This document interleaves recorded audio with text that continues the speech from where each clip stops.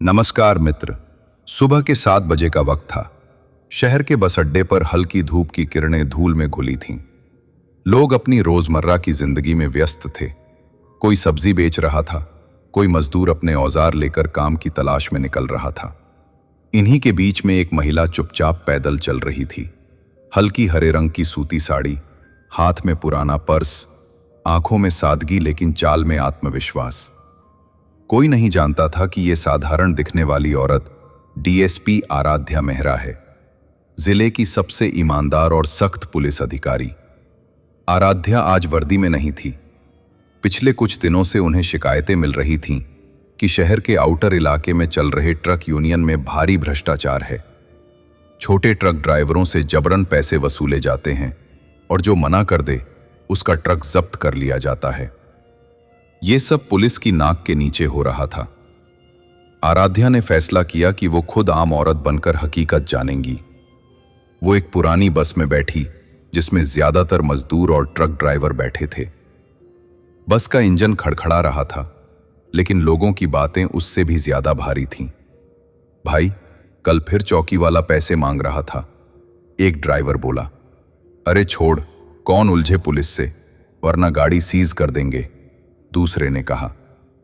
आराध्या ने धीरे से पूछा, कौन से चौकी वाला? ड्राइवर बोला, मंगलपुर चौकी का प्रभारी है, नाम है सब इंस्पेक्टर देवराज सिंह। कोई उससे बच नहीं सकता। हर ट्रक से हफ्ता लेता है, ऊपर तक हिस्सा जाता है। आराध्या के चेहरे पर एक हल्की मुस्कान आई। ऊपर तक? चलो देखते हैं कितना ऊपर जाता है। बस जैसे ही मंगलपुर चौराहे पर पहुंची, वहां पुलिस की जीप खड़ी थी। देवराज सिंह बड़ी मूछें, लाल आंखें और हाथ में लाठी लिए खड़ा था। उसने बस को इशारा कर रोका। ओए, सब गाड़ी नीचे उतारो, उसकी आवाज गूंज उठी। बस का ड्राइवर डरते हुए बोला, सर सब ठीक है। देवराज गर्जा, चुप रह, जल्दी से 2000 निकाल। ड्राइवर बोला, सर टैक्स भर दिया है।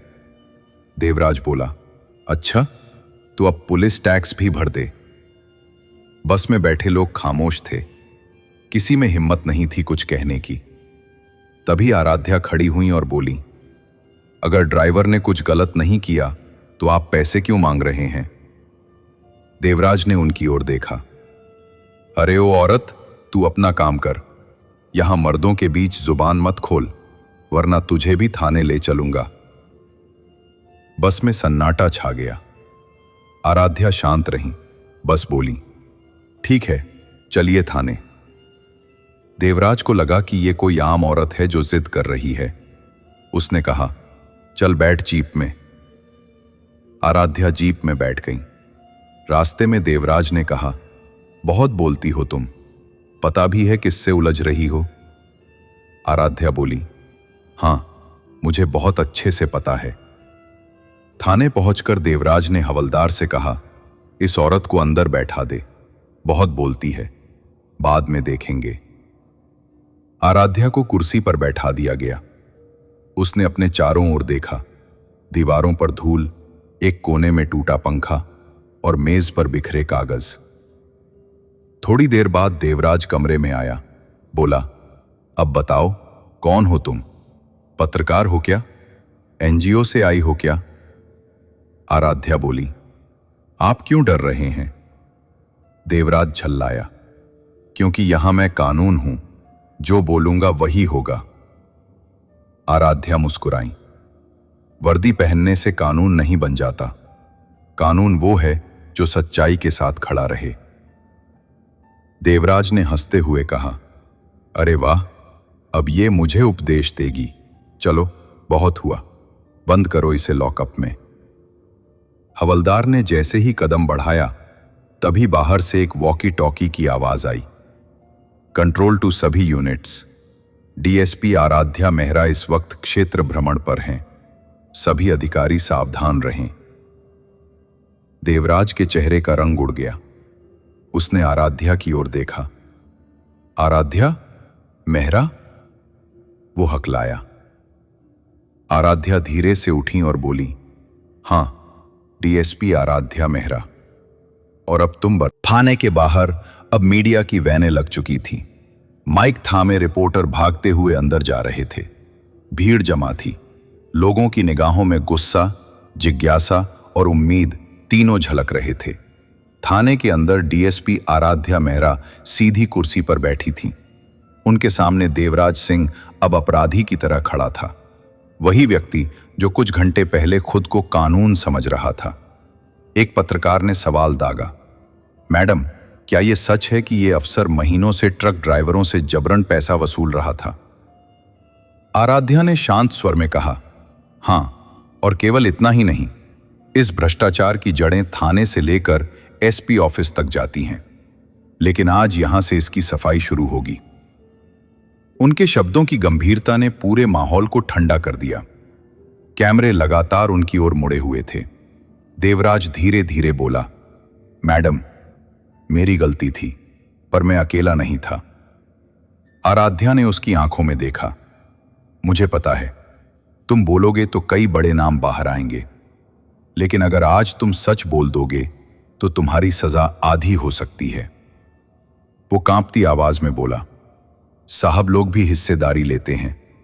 हर शुक्रवार को थाने से पैसा ऊपर जाता है, सीधा डीएसपी ऑफिस के पुराने अकाउंटेंट तक। कमरे में सन्नाटा छा गया। सभी कैमरों ने उस पल को कैद किया। आराध्या ने कहा, अकाउंटेंट को तुरंत गिरफ्तार करो। कुछ देर बाद हवलदार 2 सिपाहियों के साथ उस बूढ़े अकाउंटेंट को लेकर आया। वो गिड़गिड़ा रहा था, मैडम, मैं तो बस आदेश मानता था, ऊपर तक हिस्सा जाता है। ऊपर तक? आराध्या ने दोहराया, मतलब? वो बोला, एसपी साहब के ड्राइवर को हर महीने 2 लाख रुपए पहुंचाए जाते थे। ये सुनकर रिपोर्टरों के माइक लगभग उनके चेहरे पर आ गए। क्या एसपी भी शामिल हैं? क्या अब मामला सस्पेंड होगा? क्या यह खुलासा पूरे विभाग को हिला देगा? आराध्या खड़ी हुई, मामला विभाग को नहीं, देश को हिलाएगा अगर हम चुप रहे तो, लेकिन अगर हम बोले तो व्यवस्था सुधरेगी। उनकी आवाज भारी थी मगर शांत। वो सीधे कैमरे की ओर देखकर बोली, मैं आज एक अधिकारी नहीं, एक नागरिक के रूप में बोल रही हूं। जब तक हम खुद सच्चाई के साथ नहीं खड़े होंगे, तब तक भ्रष्ट लोग कानून को अपनी जेब में रखेंगे।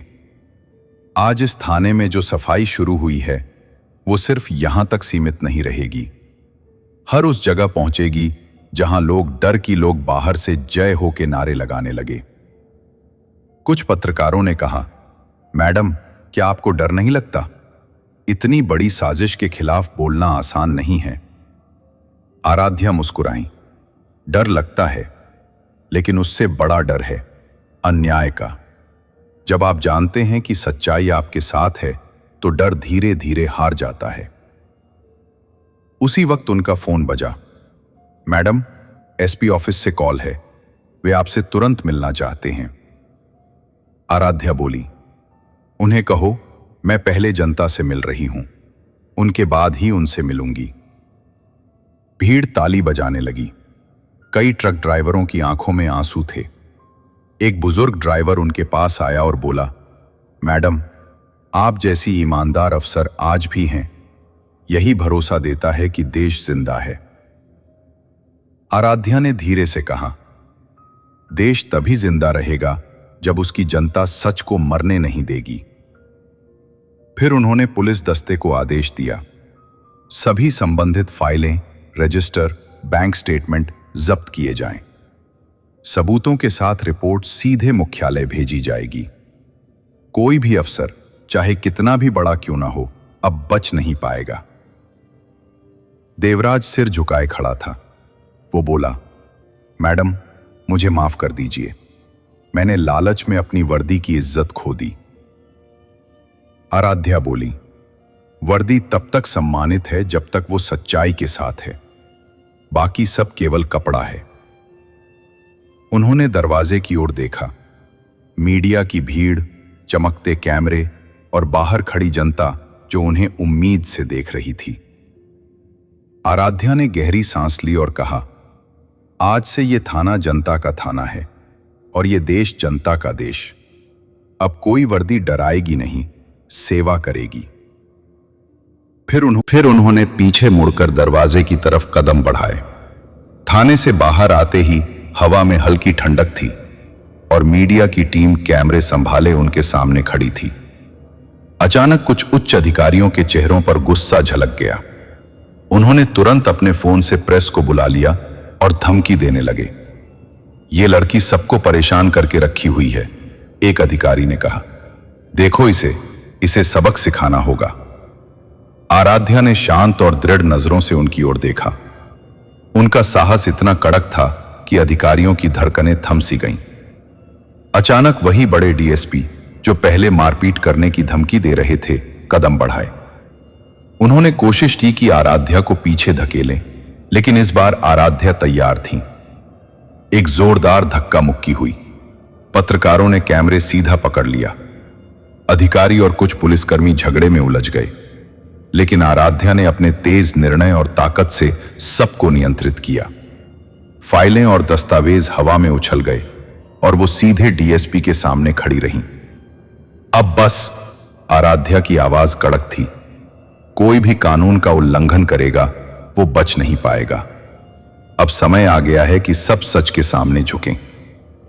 अचानक आराध्या ने अपने नाम और पद की पूरी पहचान दिखाई। उन्होंने कहा, मैं आराध्या मेहरा, डीएसपी, पूरे रेंज का अधिकारी, आप सभी के सामने खड़ी हूं। अब जो भ्रष्टाचार आपने किया है उसका हिसाब सबको देना होगा। विरोधी अधिकारी जो पहले घमंड और धमकी में विश्वास रखते थे, आराध्या के साहस और सच्चाई के सामने सन्न रह गए। धीरे धीरे सभी भ्रष्ट अधिकारी, चाहे बड़े डीएसपी हों या अन्य उच्च अधिकारी, घुटनों पर गिर गए। कोई चिल्लाने की कोशिश करता तो आराध्या की ठंडी लेकिन स्पष्ट आवाज ने उसे चुप कर दिया। अब कोई डर के कारण कानून को दबा नहीं सकता, आराध्या ने कहा। जो वर्दी सिर्फ कपड़ा बनकर रह जाएगी, सच्चाई के आगे झुक जाएगी। आज से यह थाने का माहौल बदल गया है। भीड़ में खड़े कुछ सिपाहियों और कर्मचारियों ने राहत की सांस ली। उन्होंने देखा कि उनके ऊपर वाले अधिकारी घुटनों पर हैं और अब कोई धमकी नहीं दे सकता। माहौल में आशा और भरोसे की लहर दौड़ गई। आराध्या ने धीमे से मुस्कुराते हुए कहा, आज से यह थाने का हर अधिकारी और कर्मचारी जनता के साथ खड़ा रहेगा। भ्रष्टाचार की कोई जगह नहीं रहेगी और सेवा ही अब कानून की पहचान होगी। भीड़ ने ताली बजाई। अधिकारी अब न केवल शर्मिंदा थे, बल्कि उनकी आंखों में डर और सम्मान दोनों झलक रहे थे।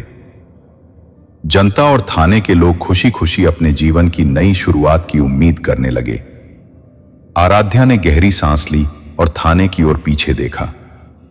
उनकी आंखों में सुकून और संतोष था।